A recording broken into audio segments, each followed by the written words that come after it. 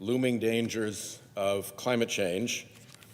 Since President Trump's inauguration in January, he has embarked upon a series of actions that quite simply defy reality. They obey the fossil fuel industry, but they defy reality. Or maybe it's the other way around. They defy reality to obey the fossil fuel industry.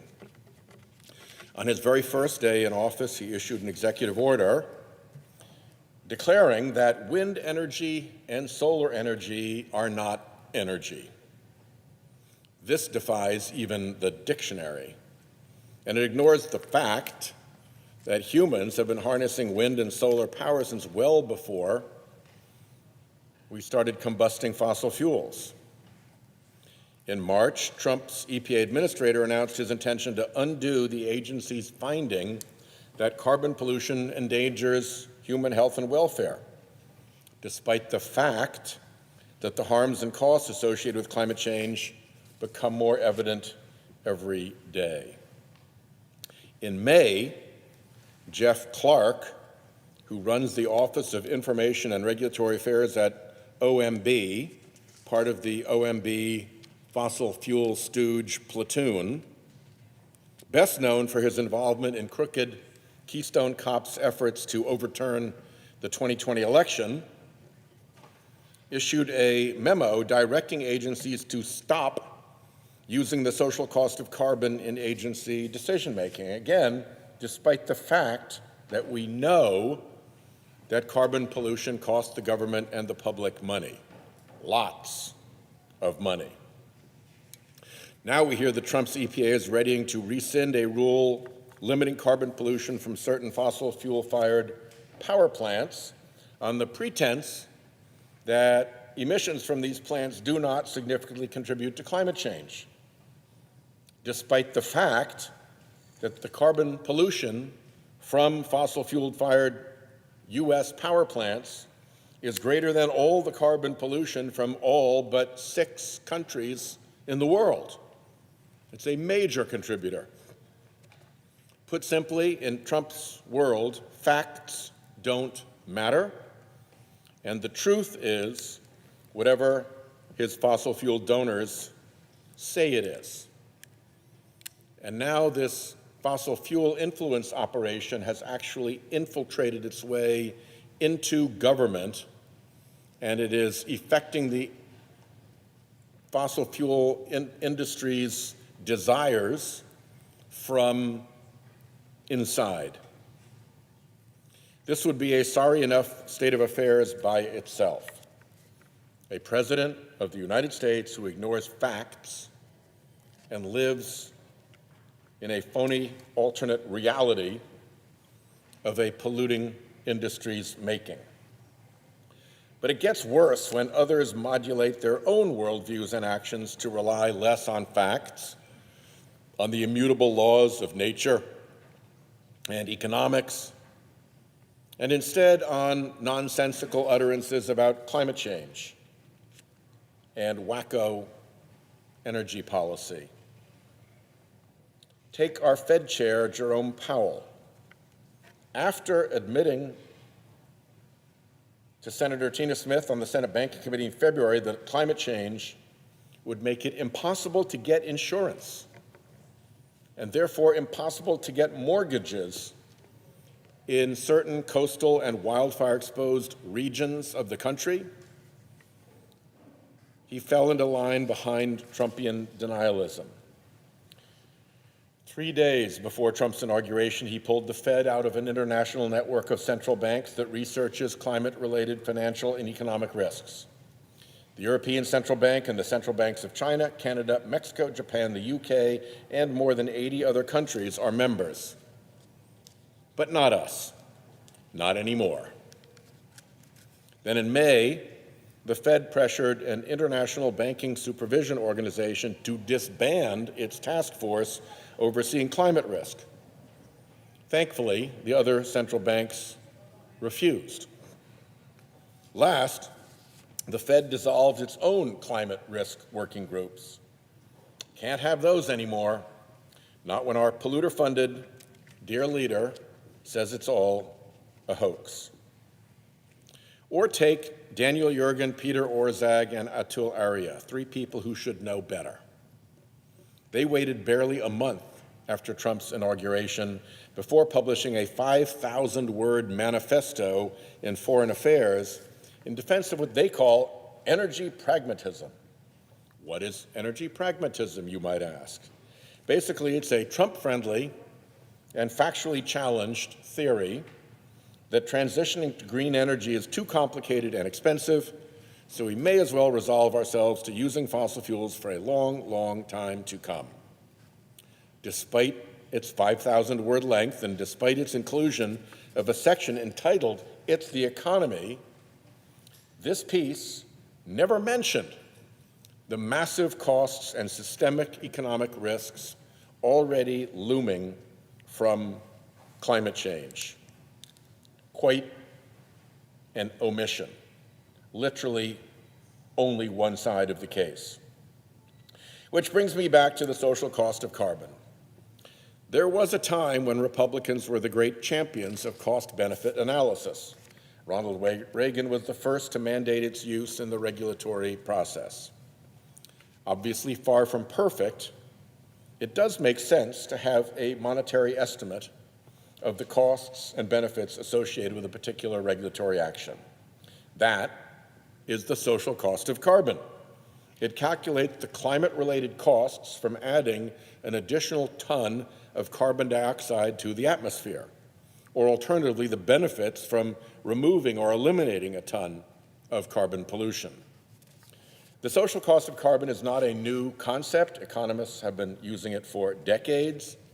Yet Clark's memo argues that the social cost of carbon shouldn't be used because a monetized estimate of the costs of 1 ton of carbon pollution is too uncertain. So they recommend 0. Well, first of all, we do know one thing about this, and that is that the cost isn't 0. Our own lived experiences teach us that. And there's actually case law to the effect that the number is not 0. We also know it's not even close to 0. Every serious academic estimate of the social cost of carbon is well north of $50, with most well over $100 per ton. EPA's last estimate, informed by copious academic research, was $190 per ton in harm from carbon dioxide. The International Monetary Fund calculates that there is a subsidy to the fossil fuel industry in the United States every single year of $700 billion, which is their valuation of the pollute-for-free fossil fuel business model. You can back calculate from that to an effective cost of carbon pollution of around $150 per ton. Whether $150 per ton or $190 per ton, these weren't even the highest estimates out there. There are credible estimates in the hundreds of dollars per ton. Much of the variation among the costs comes from the choice of what damage you attempt to quantify. For example, that EPA estimate at $190 per ton only looked at 4 harms. It only looked at increased mortality, damage to agriculture, increased energy costs, and damage from sea level rise. Those 4 things. It did not consider the systemic financial and economic risks from climate change of the sort that I have discussed so frequently in this body, the ones to which Fed Chair Powell alluded when he admitted that climate change would render parts of our country uninsurable and hence unmortgageable. That is a huge, looming economic blow, not in the EPA calculation.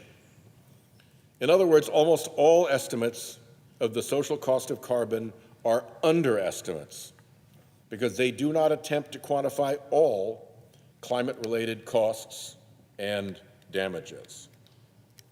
Trump's polluter-run OMB wants us to ignore all of this. The logic is really stunning here, or I should probably say the illogic, because they say it's not clear what number is right, we'll use 0, a number we know is wrong. That simply doesn't make sense, but it does solve the problem of the fossil fuel industry having to account for the harm that it causes. It is a massive favor to the fossil fuel industry. So be clear, this is yet another oily fossil fuel thumb pressed down on the scale to help big polluters. Climate pollution is a global problem. Our emissions harm Americans and the rest of the world. Chinese emissions harm the Chinese and the rest of the world. And harms that occur to people in other countries end up having real costs here at home as well. Some of them fall in the national security space. Take the Syrian civil war, which destabilized the Middle East and led to periodic American military intervention. A long-term severe drought exacerbated by climate change is widely understood to have played a role in that conflict. Look at nuclear-armed India and Pakistan, which have been at odds for decades. As glaciers shrink in the Himalayas due to climate change, water becomes eventually more scarce, raising tensions as these adversaries compete for a dwindling supply of that essential need. Then there are the Northern Triangle countries of Guatemala, El Salvador, and Honduras, hit hard by a drought made worse by climate change. The drought made it harder for subsistence farmers to eke out a living, contributing to the surge in migration to the U.S. Faraway events have economic effects here at home as well. A drought in Panama lowers water in the Panama Canal and slows shipping, making it more expensive. A drought or flood hits a major agricultural exporter and makes food here at home more expensive. A flood in Thailand swamps factories and provokes a shortage here in car parts. The global economy is interconnected. Climate-related droughts, floods, fires, and storms in foreign lands impose real costs on Americans here at home.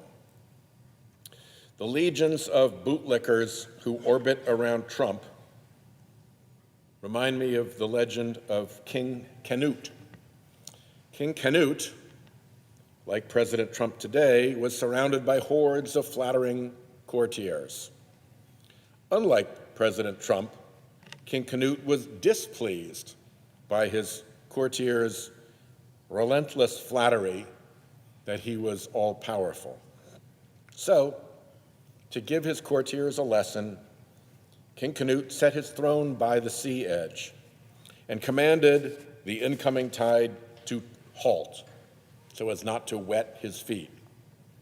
Well, of course, the tide took no mind of King Canute's words, continued its advance, and washed over his feet. King Canute exclaimed, "Let all men know how empty and worthless is the power of kings, for there is none worthy of the name but he whom heaven, earth, and sea obey by eternal laws." Well, those words should particularly resonate today, because climate change is real, and it is driven by eternal laws, by the natural laws of chemistry, for instance, and physics. And a latter-day ersatz king saying otherwise makes no difference at all to the natural systems of this planet driven by nature's laws. Climate change is going to be very expensive, very disruptive, and very damaging. The warnings are already everywhere.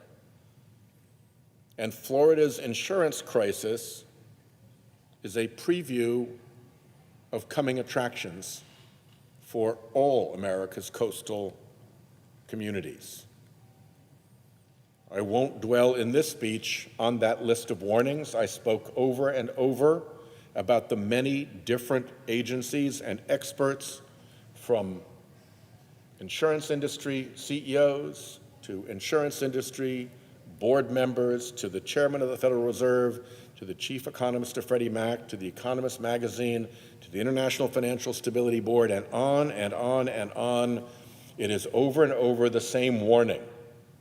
The warning that climate change is disrupting the planet so much that risks are becoming so unpredictable that insurance is becoming either flat out unavailable or unaffordable on its way to unavailable, and that insurance crisis quickly spills over into a mortgage crisis, because you cannot get a mortgage on a property on which you cannot get insurance, and that mortgage crisis cascades into a crash in property values, because if you bought your home with a mortgage, you probably need to sell it to somebody who needs a mortgage. And if you can't sell to that entire population of human beings who need a mortgage to buy your house, because your house won't sustain a mortgage because it can't get insurance, then your market just crashed, and the value of your home did as well. I've shown here at this podium the map from First Street that predicted what, in the time period of a 30-year mortgage, is going to happen to home values around the country from this insurance to mortgage to values cascade. And in some places, the loss of value was at 100%, a zeroing out. But even where the loss of value is going to be 20% or 40%, think what that does to that community, where all of the property in that community has lost that much value. Think of what that does to the community bank in that community and its solvency, its loan-to-value ratio, when the value of the collateral for its loans has crashed 20 to 40%. This is coming. And there's an answer. Renewable energy and low-carbon technologies, already cheap, getting cheaper. Plus, whoever dominates those industries will dominate the 21st century. So let's protect ourselves from that looming threat. Let's make sure that who dominates the 21st century in energy is the United States.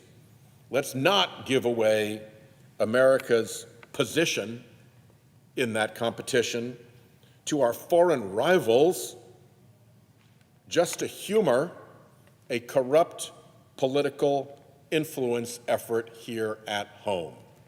That would be a disgraceful outcome, but it is the one we are headed for. With that, I yield the floor. The clerk will call the roll. Ms. Alston Brooks.